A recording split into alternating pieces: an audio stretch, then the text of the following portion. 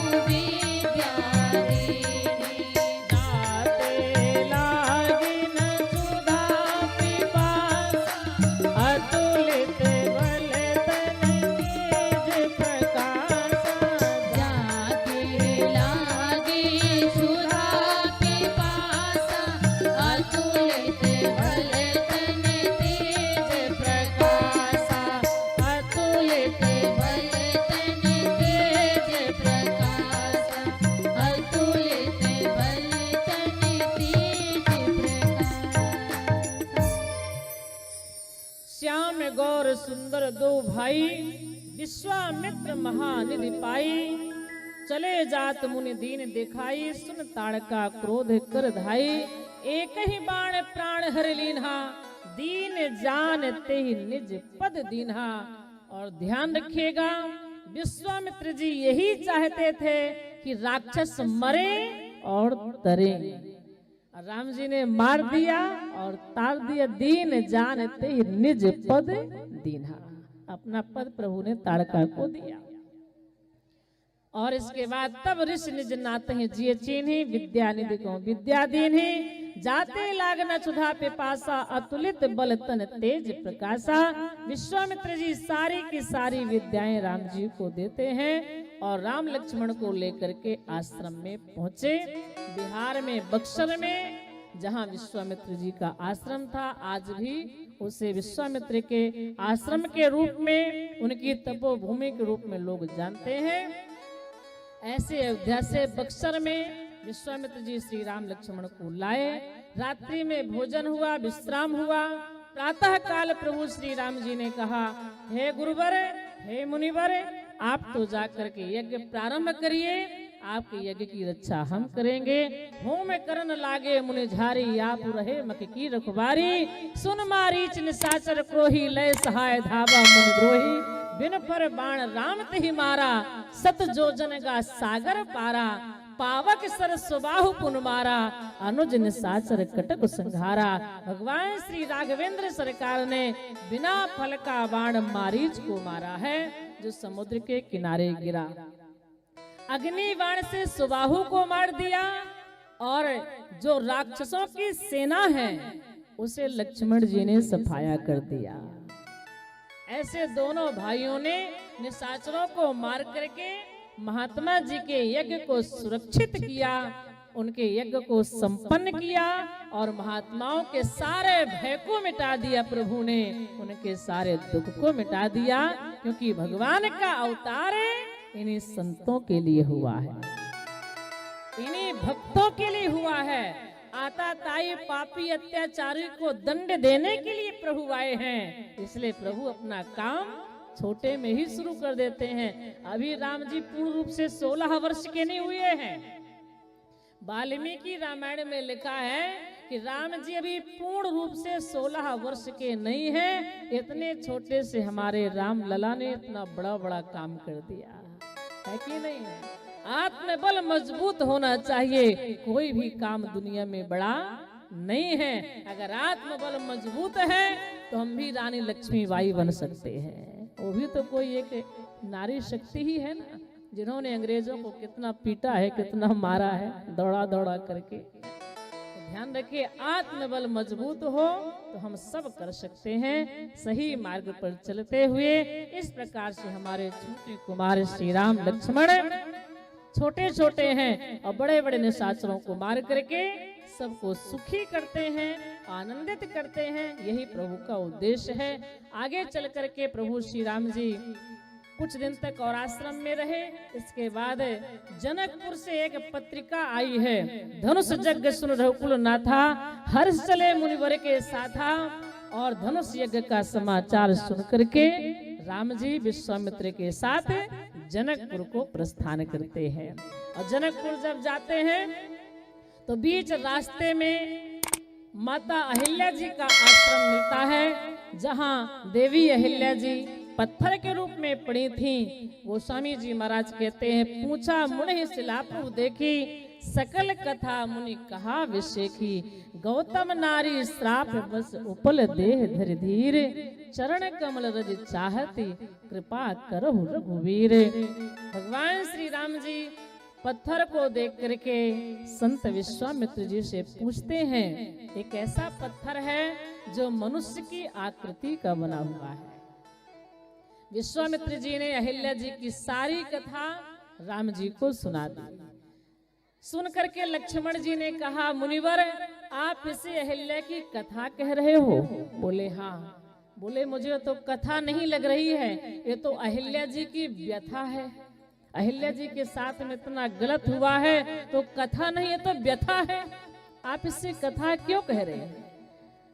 विश्वामित्र जी ने कहा लक्ष्मण ये बात सत्य है, ये अहिल्या जी की व्यथा है, क्योंकि उनके जीवन में कितना संकट आया, उनके साथ छल किया गया, निर्दोष अहिल्या को पत्थर होने का श्राप दे दिया गया, वो कितना दुखी कितना परेशान यहाँ पड़ी है, ये तो व्यथा है। लेकिन अहिल्या जी की व्यथा को सुन कौन रहा है? अहिल्या जी की व्यथा को कौन सुन रहा है? कौन कह रहा है? मुनिवर कह रहे हैं और भगवान श्री राम जी सुन रहे हैं। तो मुनि ने कहा लक्ष्मण, जब जीव की व्यथा को परमात्मा सुनता है तो फिर वह व्यथा नहीं रह जाती, वह कथा बन जाती है। इसलिए ये अहिल्या जी की अब कथा बन गई, क्योंकि भगवान इसे सुन रहे हैं। और भगवान जो अपने चरण धूली डाल करके अहिल्या जी का उद्धार करते हैं। गोस्वामी जी ने मानस में लिखा है कि परसत पद पावन शोक न सावन, प्रगट भई तप पुंज सही, देखत रघुनायक जन सुखदायक, सन्मुख होए कर जोर, अति प्रेम अधीरा पुलक शरीरा, मुख नहीं आवे वचन कही, अतिशय बड़ भागी चरण लागी, जुगल नयन जलधार वही, धीरज मन कीना प्रभु कहाँ जीना, रघुपति कृपा भगति पाई, अति निर्मल वाणी स्तुति ठानी, ज्ञान गम्य जय रघुराई, मैं नारिया पावन प्रभु जग पावन, रावण रिपुजन सुखदाई, राजीव विलोचन भव भय मोचन, पाहि पाहि शरण आए, मुनि साप जो दीना अति भल कीना, परम अनुग्रह मैं माना, देखो भरी लोचन हरि भव मोचन, यह लाभ संकर जाना, विनती प्रभु मोरी मैं मति घोरी, नाथ न मांगो वर आना, पद कमल परागा रस अनुरागा, मम मन मधुप करी पाना, जेहि पद सुर सरिता परम पुनीता, प्रगट भई शुभ शेष धरी, सोई पद पंकज जेहि पूजत अज, मम सिर धरऊ कृपा हरे, यही भांति सिधारी गौतम नारी, बार बार हरि चरण परी, जो अति मन भावा सो बर पावा, गणपति लोक आनंद भरी, लोक आनंद भरी। अस प्रभु दीन बंधु हरि कारण रहित दयाल, तुलसीदास सटते भज छाड़ कपट जंजाल। भगवान श्री राम जी ने बिना कारण ही अहिल्या जी का उद्धार प्रभु करते हैं।